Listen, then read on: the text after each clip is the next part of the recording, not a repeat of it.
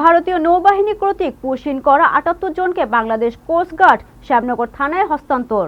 সুন্দরবনের নদীপথে বাংলাদেশ সীমানাবর্তী এলাকায় ভারতীয় সীমান্তরক্ষী বাহিনী বিএসএফ ৭৮ জনকে পুশিন করে বাংলাদেশ কোস্টগার্ড শ্যামনগর থানায় হস্তান্তর করে।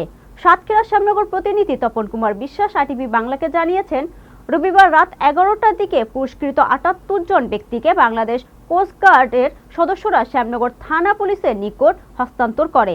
এই সময় উপস্থিত ছিলেন শ্যামনগর উপজেলা নির্বাহী অফিসার রনি খাতুন, কালীগঞ্জ সার্কেলের অতিরিক্ত পুলিশ সুপার মিঠুন সরকার। পুশিন ব্যক্তিদের অধিকাংশ জনের বাড়ি নড়াইল, খুলনা, সাতক্ষীরা এলাকায়। পুশিনকৃত ব্যক্তিদের নিকট থেকে জানা যায়, ভারতের গুজরাটের সুরত বস্তি, আহমেদাবাদ, শাহআলম দরগাহ সংলগ্ন বাঙালি বস্তিতে তারা থাকতেন। সেখানে জীবন জীবিকার তাগিদে দিনমজুরে কাজ করতেন। গত ২৬ এপ্রিল মধ্যরাতে সুরত বস্তি থেকে তাদেরকে আটক করে স্থানীয়